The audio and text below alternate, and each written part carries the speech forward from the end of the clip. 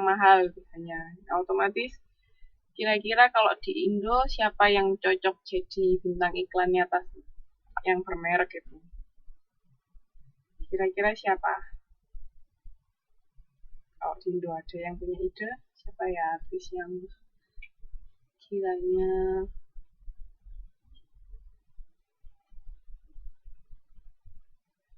Syahrini? Oke. Ya, ya. Jadi kita berbicara atas, sorry, kurang spesifik Mbak, nanti atas wanita yang bisa Syahrini atau Nagita Willy, nah itu kan masih cocok. Tapi misalnya, maaf ya, mungkin apa namanya, misalnya bintang iklannya siapa, pelawak, apa ya kira-kira pelawak cewek, tunggu saya kok lupa namanya. Siapa sih? Iya, misalnya Nuno. Kira-kira masuk akal nggak? Maksudnya apa ya? Bukan karena image yang dibangun di masyarakat itu kan berbeda. Bukan masalah bukan bukan masalah si Nunung atau Sulitnya nggak pantas pakai tas mahal, enggak, karena image yang dimiliki di masyarakat itu nggak seperti itu. Tuh, image yang mereka bangun kan mereka pelawak yang lucu yang istilahnya kayak bisa merakyat sama siapa aja, kan nggak sesuai kalau misalnya mereka jadi bintang iklan dari dari barang-barang yang misalnya mahal, yang branded, yang berjuta-juta. Beda lagi kalau sama Syahrini misalnya, karena dia dari awal memang suka misalnya memperlihatkan kalau oh saya punya benda ini kayak gini-gini, nah itu kan image-nya sudah beda sama image-nya Nunung kan, orang-orang kan pasti juga tahu, makanya itu yang lebih sesuai kalau untuk yang mahal-mahal itu tadi, misalnya ke Syahrini atau Nikita Willy mungkin masih bisa. Jadi itu ya, jadi pemasar mau bikin iklan atau apa, milih bintang iklannya harus yang image-nya sesuai sama barang yang kita jual, sama juga target konsumen kita siapa. Jangan sampai tadi kayak salah sasaran gitu. Salah sasaran kan konsumen juga bisa jadi bingung. Jadi istilahnya kan kayak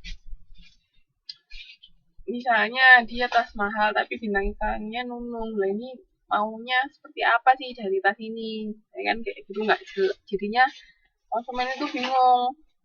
Nanti kalau misalnya saya beli ini tas ini, image saya jadi kayak misalnya kayak Nunung, kayak pelawak, tapi padahal harga tasnya itu mahal sekali, kan nggak cocok. Jadi hati-hati ya nanti kalau mbak-mbak sama mas-mas punya perusahaan terus mau bikin iklan, tolong dipilih yang sesuai.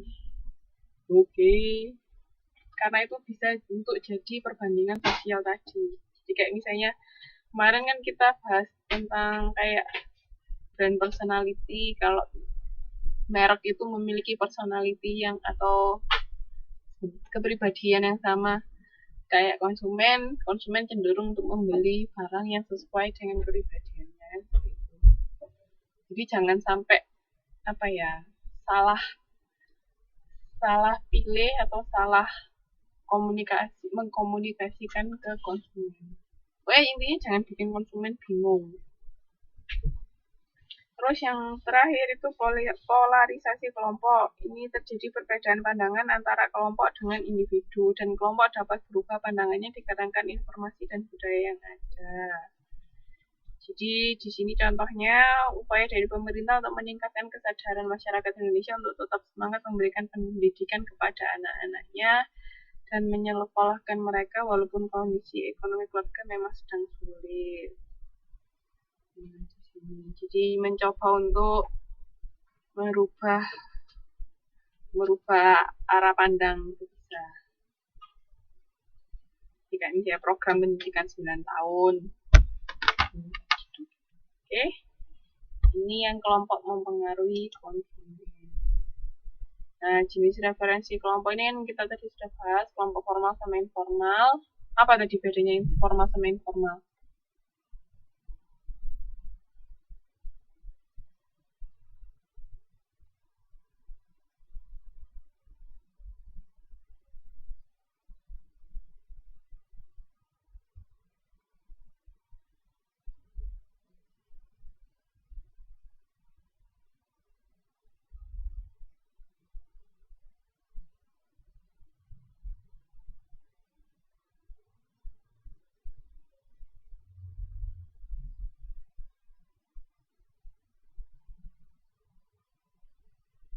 Apa bedanya formal sama informal?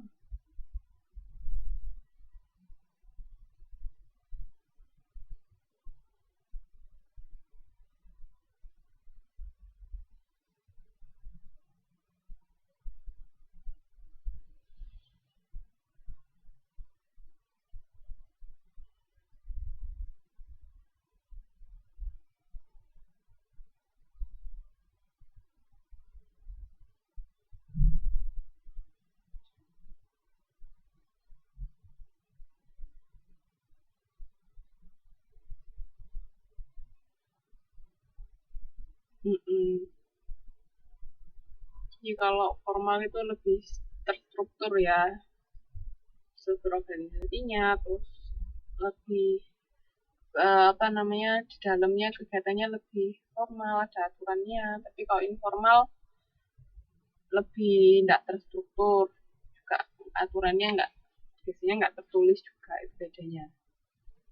Nah, di sini ada keanggotaan versus aspirasi kelompok acuan. Nah, faktor yang mempengaruhi orang untuk menjadi bagian dari kelompok acuan, misalnya keakraban, ekspos terhadap seseorang, sama kepaduan kelompok.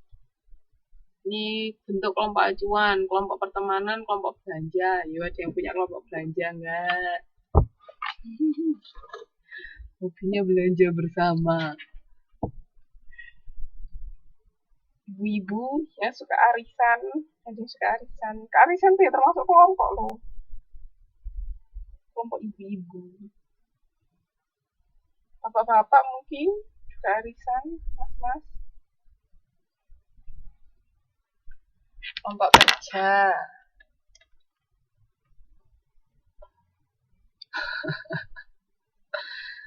Suka arisan. Ya itu tuh berarti Mbak Yeni ya termasuk kelompok kan? Termasuk dalam kelompok arisan itu.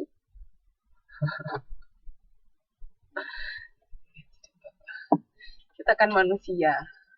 Apa sifat dasarnya kan nggak bisa hidup sendiri kan? Mesti berkelompok. 2 orang aja sudah bisa jadi kelompok kan? Ya mbak punya sahabat baik siapa kan juga. Ya kelompok gosip juga bisa. Tujuannya sama, menggunjingkan orang.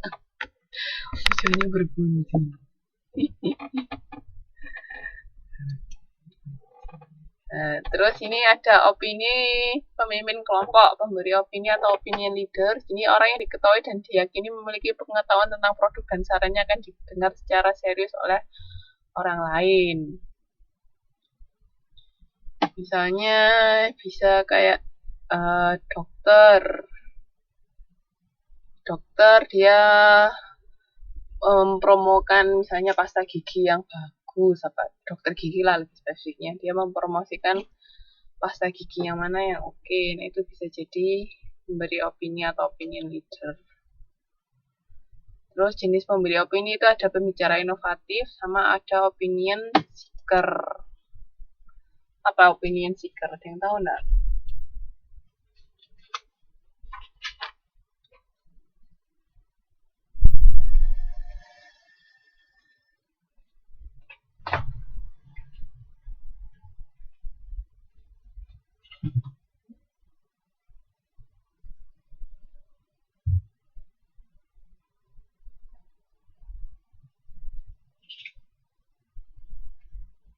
Ada yang tahu opinion seeker?